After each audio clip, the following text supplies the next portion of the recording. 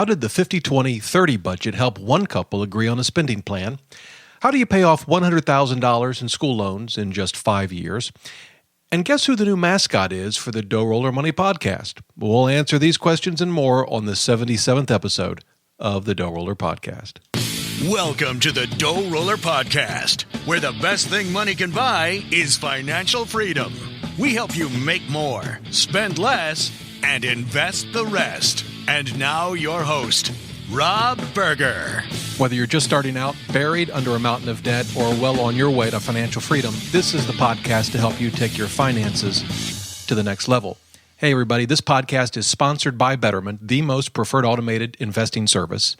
Betterment has cutting-edge technology to optimize returns, minimize taxes, and save you time and money. Join over 34,000 customers who have already streamlined their portfolio management at betterment.com/roller. That's betterment.com/ROLLER. Well, I've got a special show for you today. This is something that I've been thinking about over the last couple of weeks and actually been talking to a few folks about. Today, for the first time, I have, one of you guys, actually two of you guys on the show. That's right, two listeners of the DoughRoller Money Podcast are guests on today's show. We'll have to mark this down in the history books, the 77th episode. It took us 77 episodes to finally hear from you guys, live and in person. Well, not live, but pre-recorded and in person.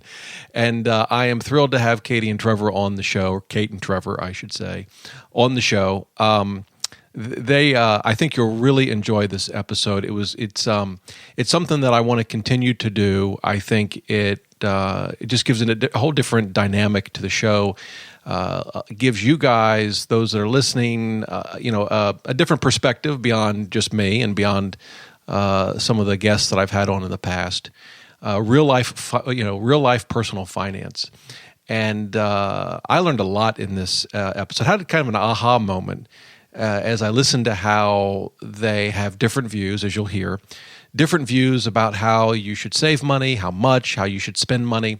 But they've been able to really, I think, do a fantastic job of bridging their differences and coming to a common ground. Not that it's perfect, not that there won't be other, disagreements or issues to resolve. They're not going to, I suspect, they won't always see eye to eye on personal finance any more than any other couple will. I know my wife and I, we've been married almost 26 years, and just the other day we were having a disagreement over spending money. So there you go. But they have done an excellent job of, I think, bridging those differences. And interesting, you'll learn how they used the 50-20-30 budget to help them do that. I talked about that sort of budgeting formula in podcast 68, DoughRoller.net/podcast 68. So you can check that out if you're not familiar with it. But you'll hear how they used that budget to bridge some differences in their thinking on personal finance. You're going to learn about how they came up with a plan to pay off $100,000 in school loans in just 5 years. That was about 2 years ago. And you'll get to hear their progress. And, I mentioned a new DoughRoller Money podcast mascot. I'll just give you a hint. The name of the mascot is Mayhem. And you will get to meet this mascot in just a little bit.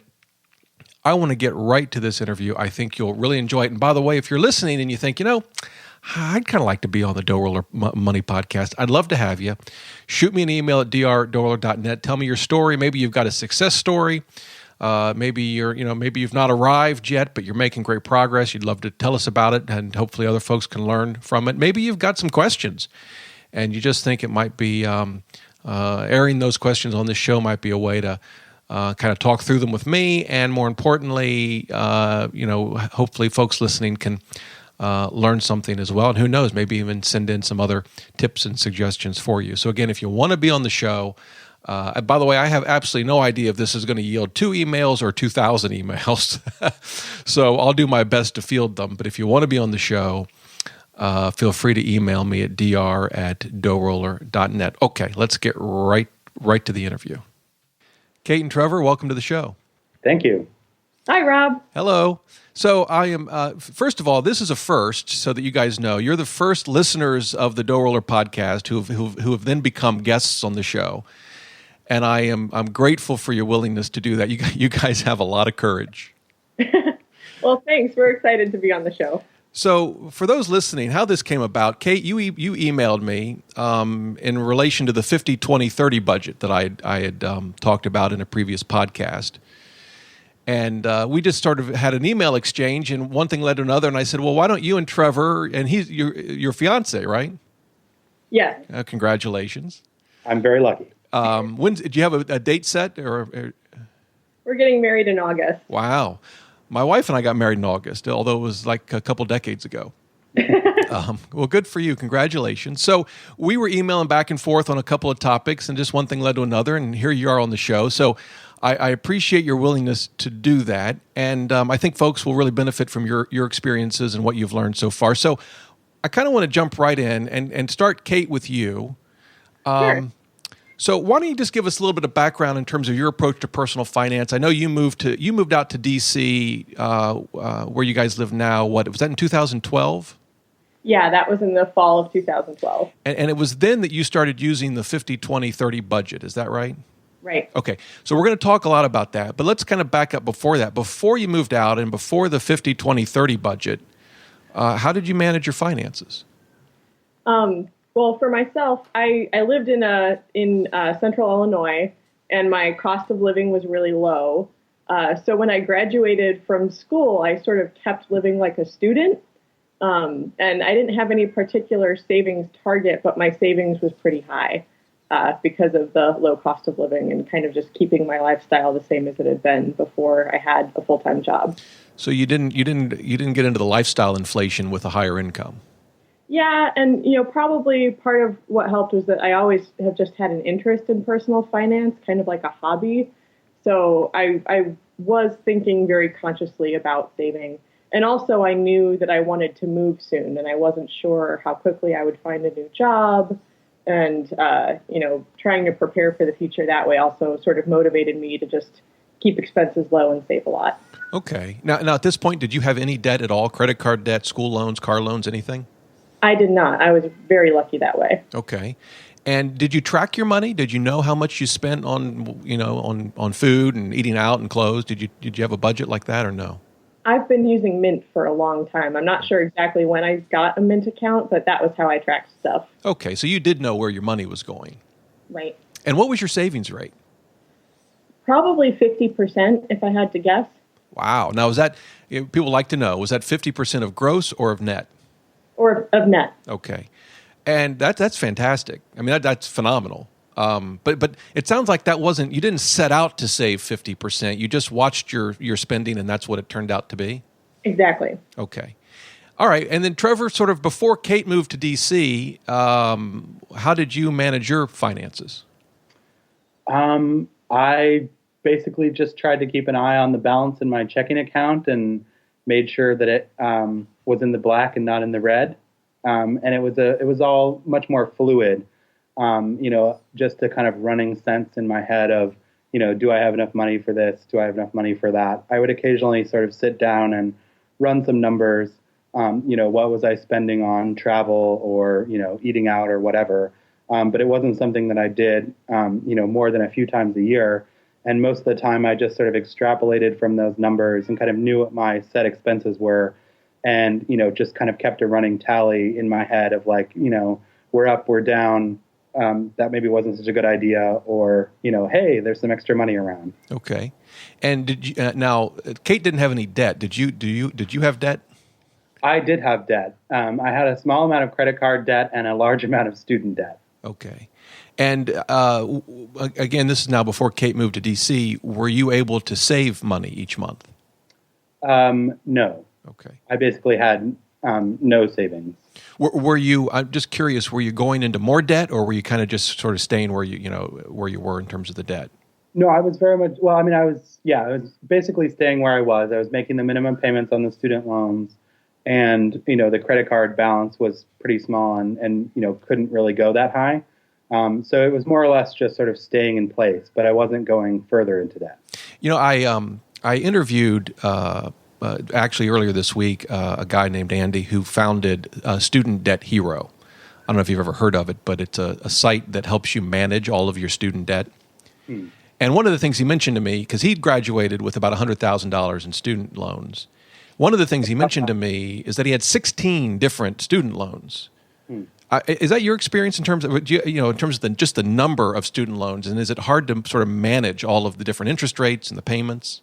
I mean, I guess now speaking from the experience of sort of how I've learned to do it better, I sort of realized the complexity better than I did at the time. I mean, I had about $100,000 in student debt, maybe a little bit more, but it was more or less all through one provider. And so, while I knew that I had 8 or 9 loans, they were all sort of on one screen. I would sort of show up to pay them all at once. But I wasn't, with that level of complexity, I wasn't at that time really paying attention to what's the amount on any given loan and what's its interest rate and all that. That was just kind of like a blizzard of detail that I wasn't paying much attention to. Yeah. Okay. Well, I just as an aside, and then we'll jump into the 50-20-30 budget. I graduated 1992, so a long time ago. But I had then $55,000 in school loans, which in today's dollars was certainly in the six figures. And but I don't think things were as complicated then as they are today in terms of student loans. And but it sounds like in your case, at least you were able to log into one place and see everything at once, which at least must have helped. Yeah, okay. It was a good thing because I don't know that I would have kept track of 8 or 9 different places very well at all. Right. Okay. And so, Kate, when you moved out to D.C., did you and Trevor already know sort of that you had sort of different financial situations and different approaches to personal finance?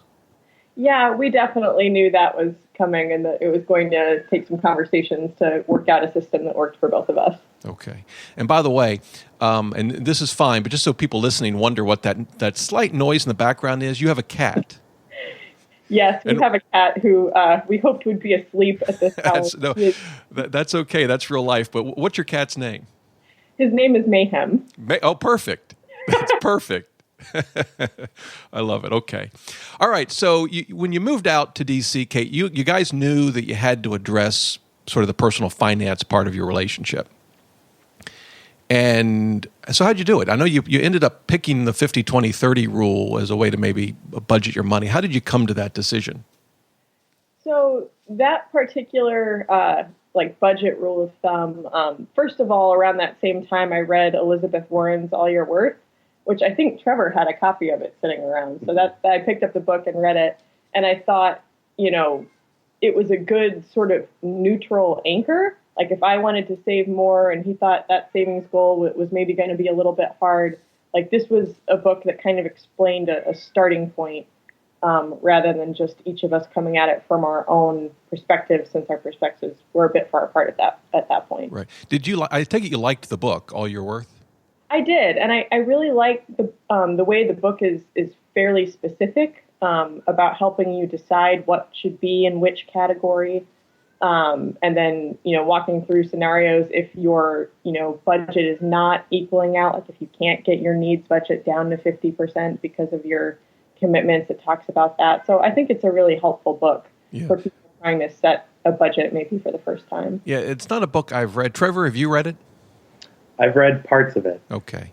That's typically how I read books. I particularly like that. I tend to skim and read parts of them. For those listening, if you're not familiar with the 50-20-30 budget, I covered it in podcast 68. So you can check that out, DoughRoller.net/podcast 68. So Trevor, did you buy into this? Were you embracing the 50-20-30 budget as a way to maybe find some common ground? I did embrace it. I mean, I was initially a little skeptical, but I was also feeling a little bit pinched in terms of my finances, and also it was something that was really important to us as a couple, and so it was sort of casting around for good evidence, good sort of guidance, and as Kate said, this seemed to be a fairly neutral starting place, and so I took it with an open mind, and sort of we worked out the details for ourselves. And when you say you were skeptical, what were you skeptical about?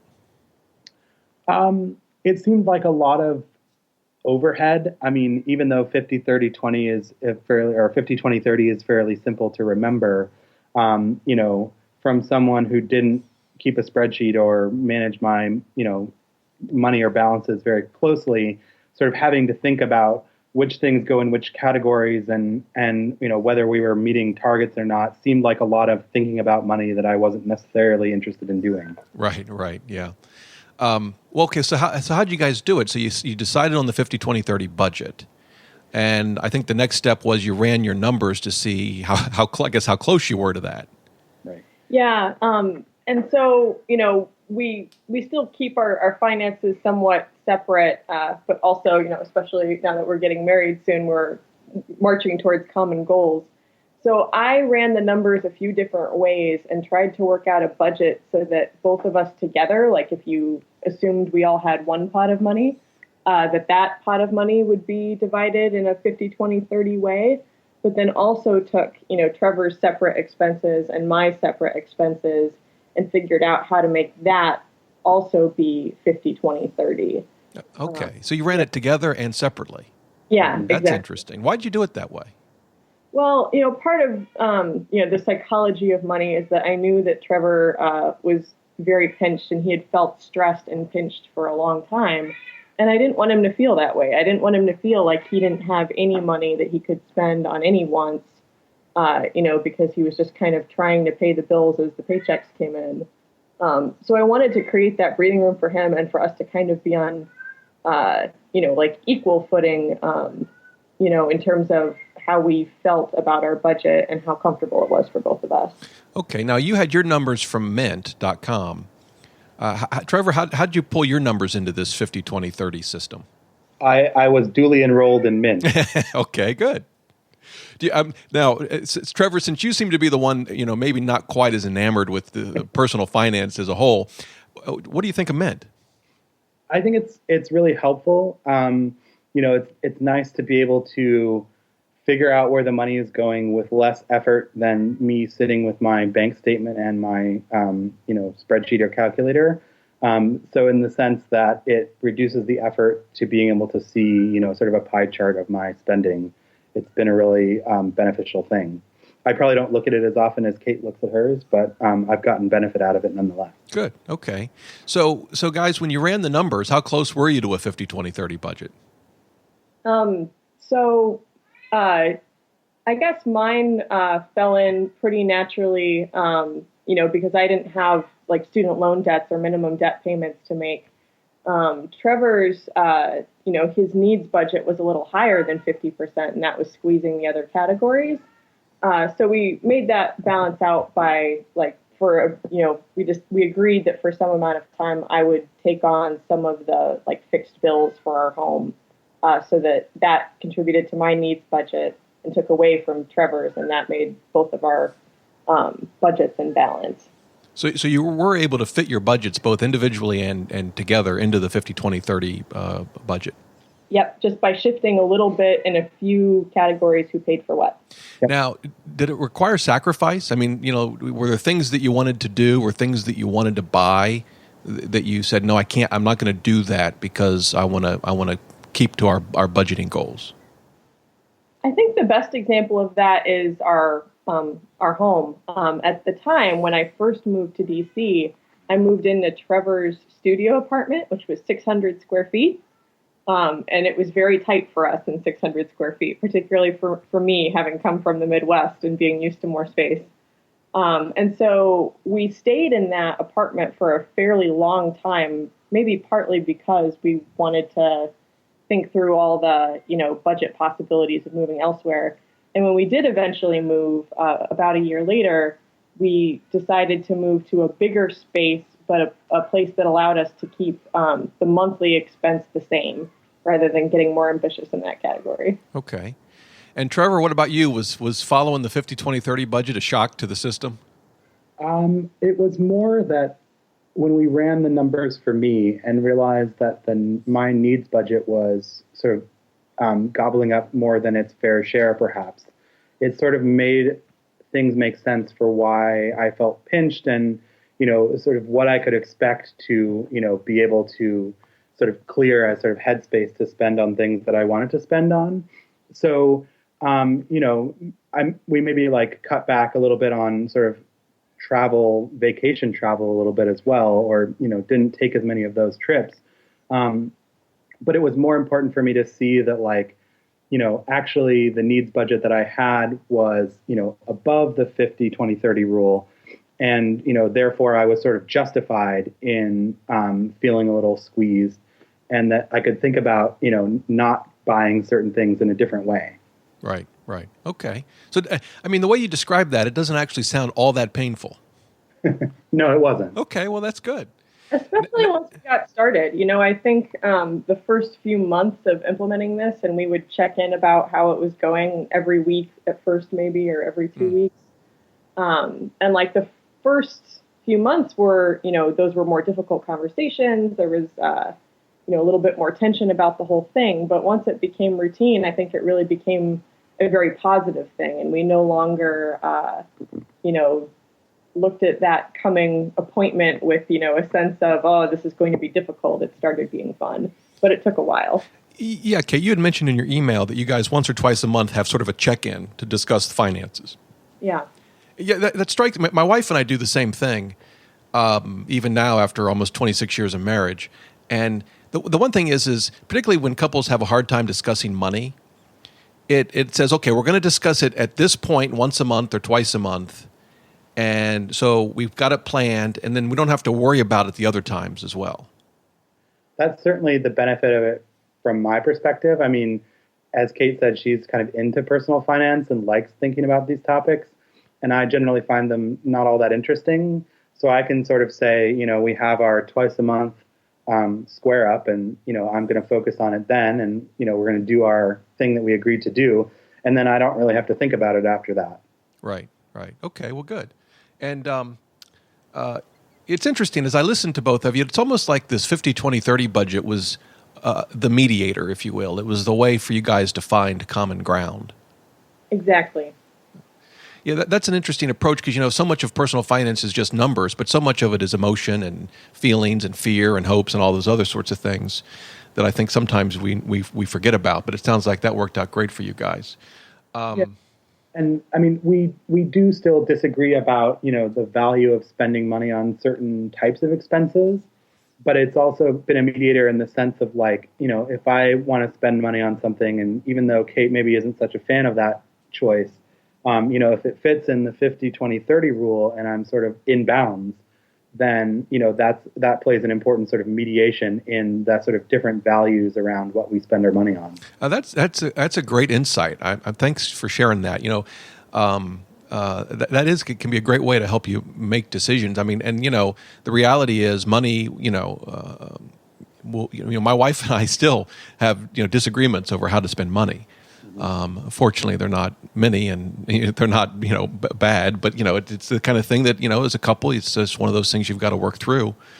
And so using that budget has helped you guys do that, which I think is terrific. Now, one thing you also mentioned is you calculated, Kate, or maybe Trevor did this, but you guys calculated how long it would take Trevor to pay off his school loans. Yes, and that actually turned into a big project. Well, how did you do that? So, he had a large amount of student debt. And so, I looked at a bunch of different options that I thought might be available to him. I looked at, the monthly cost and also the interest you would pay over the life of the loan. And I think 4 different scenarios, the standard 10-year repayment plan, an income-based repayment plan, what would happen if you paid this amount over the minimum per month, so you're paying it faster than the 10-year standard, in a couple different ways. Okay. Now, these different repayment plans are things that are available to folks with student loans. Yeah. Like the 10-year plan, the income-based plan. And I'd sort of just accepted the generic story of, when you sign your loan papers, they tell you, you're more or less expected to pay it off in this amount of time. And that's a good deal. And so I didn't really think about multiple scenarios. Okay. So in this sense, Kate was very helpful to you. Yeah. I mean, it took her, pointing out that, there was maybe some information hidden in that sort of standard plan that I could think differently about, about the amount of interest I would pay over time and stuff. And because I just wouldn't have devoted the energy to figuring that out. It was really helpful to have someone say, have you looked at this in detail? Right. And were there any tools that you guys used to do these calculations? Was it just an Excel spreadsheet, or how did you actually go about calculating these various payoff scenarios? For me, I mainly did it just, longhand pen and paper calculator. Okay. There are probably great tools out there to do it, but, I was just kind of determined to sit down and crack it myself longhand for some reason. Yeah, okay. And, the only one I know of, as I mentioned, is Student Loan Hero. It will do that, apparently. So I don't know, it may be something that you want to check out. But in any event, you guys concluded that first of all, which repayment plan did you end up choosing? Well, I guess it's sort of it's an accelerated plan. I'm paying a certain amount over the minimum every month that, Kate and I have agreed on. Like, this is the target amount over the minimum that I'll pay. And so, we figured out that worked out to about, paying it off in about 5 years. Okay. And I guess that was a scenario that was also sort of a riff on the 50-20-30 rule. So we said, okay, let's take Trevor's 20% savings and put that entirely into his, extra payments above the minimum. And that's how we came up with an amount per month. And then kind of combined that with the debt snowball idea of, okay, let's take that amount, and even when the minimums start to go down, keep paying that same dollar amount. Right, which is so important. I mean, it really does accelerate getting out of debt. So now, did this all occur in 2012, these calculations? Yep. All right, so I think what you told me was, as of now, Trevor, you've paid off about $25,000, about a quarter of your school loans. Yeah, that's about right. And you actually think you're gonna be debt free quicker than the total 5 years you'd originally estimated. I think it's still pretty close to that 5 years. Okay. I mean, a few months either way, but. All right, so you're on track. You haven't gone into any more debt. No. Does it feel good? It does feel good. Okay. You're pretty reserved about it, Trevor, but I guess, what are you going to do? Well, it does feel good. I mean, I guess I don't get up and do cartwheels about it. Yeah. I get up and do cartwheels. It sounds like you do, Kate. Well, that's right, Trevor. Kate will do the cartwheels. Yeah. Okay, well, good. So as part of this email that you sent me, Kate, you actually had a question. Yes. And I didn't answer it, did I? Not exactly. But Why don't you tell everybody what your question was? So, I feel like we've been doing the 50-20 budget rule for, almost 2 years now. And our savings rate has kind of naturally started to float up a little bit.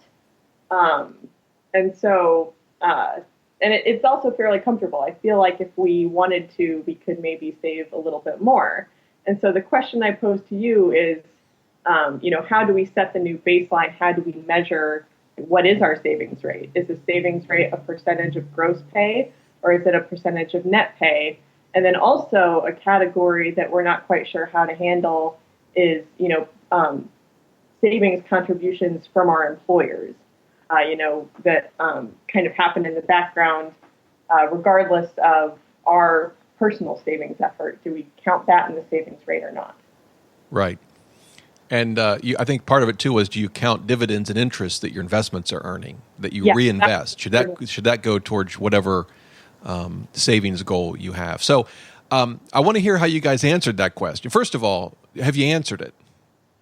I don't think so. Not yet. I still think that eventually we'll want to, set a new target number that's more ambitious than 20% savings. But I think for now, we're still just kind of like, okay, 20% is the floor, and the months that we're above that is awesome, but we haven't formally set a new goal yet. Right. Well, so my email back to Kate for those listening was, you can try to decide whether, your employer contributions to your 401k should count towards your savings or dividends or interest, but in some ways it's really kind of avoiding the question. And the real question is, how much do you want to save, whether you count that or you don't count it?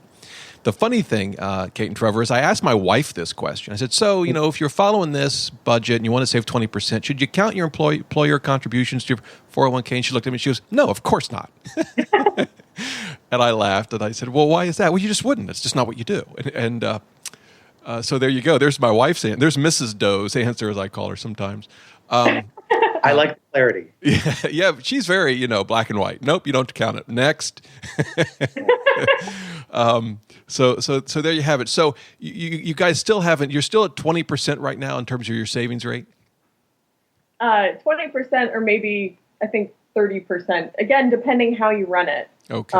So if we did count these employer matches and extra money coming in that way, it's more like 40% or even a bit higher. So Kate, if it were totally up to you, what would the savings rate be? If it were totally up to me, I would shoot for 50% net pay out of our paychecks, and then the retirement stuff that comes in with the extra. Okay. And Trevor, where would you put it? Well, sometimes I joke that Kate convinced me of the 50-20-30 rule too well. And I would say, this is the kind of mediating rule we've agreed on. Let's just stick to the plan. Yeah. Well, what Kate would probably say to that, Trevor, is that it is the 50-20-30 rule. It's just you're changing what the 50 is. You thought that was needs. No, that turns out to be your savings. Well, I appreciate you sharing your story. It's kind of real life, how you guys work these things out. It sounds like the 50-20-30 rule has been just terrific for you guys. And it sounds like regardless of what you end up with in terms of your savings rate, you plan to stick with some form of that budgeting rule, at least for the foreseeable future? Yeah, definitely. It has just been a great foundation for us. It helped us get started. I don't think we ever really had any doubt that we would be able to resolve our differences in perspective about money, but it's nice to be past it and, to have some agreement and ease in our lives on this subject. Yeah, okay. Well, that's great. Well, hey, before I let you go, and I appreciate your time today, I really do, and for your willingness to share this with folks. One sort of question beyond the 50-20-30 budget. So you mentioned that you guys have retirement accounts at work. Do you invest at all outside of retirement accounts yet? I do a little bit per month, but not a lot yet. Okay. And so how do you guys, do you guys talk about how you invest your money, whether it's in the retirement accounts or the extra that you invest, Kate? How you pick mutual funds? Do you guys talk about that, asset allocation, all those fun things? We really don't. And I think it's partly a combination of I'm still really focused on paying off the student loans. And so I'm not making additional retirement, investing contributions. And so it's sort of a future topic for me. And so since it's in the future, I'm not really, I sort of trust Kate that she's doing good things with the stuff she's doing. And, when I get around to doing it for my money, then we can have another conversation about it. Now, Trevor, your employer does put some money in your retirement account, right? Yes. So how do you invest that? Well, I guess I did a good job of picking the plan when I got my job. Well, they auto-enrolled him in a plan, and I looked at it and said, that looks like an okay plan. You don't have to change it if you don't want to. Well, auto-enrollment is a terrific thing. Yeah. I mean, I felt better after Kate had said, yeah, that's a pretty good plan. You don't have to change it. Okay. And Kate, how do you invest your money? Do you pick mutual funds? How do you figure that out? I do, and I try to stick to, the low-cost index funds. I really enjoyed your 2-part podcast about asset allocation and then how to go about rebalancing if you find your asset allocation is off a little bit. Yep. And so, I think I have some principles down, and we're in good shape that way. And that's also something, division of labor, because I find it a little bit more interesting and I read a lot more about it, that I sort of do it and tell Trevor the outlines of it, and he's willing to trust me with the details. It sounds good. It sounds like a perfect fit, you two. So, okay. Well, so Kate, how did you learn all this stuff? Did you just self-taught? Did your parents teach you this? And did you take personal finance in school? How did you learn about investing? I think my parents are a very good example. I suspect that they, do a lot of similar things with their lifestyle from what I know about their financial situation. but I'm self-taught in the sense that I just like to read a lot of books and follow a lot of blogs.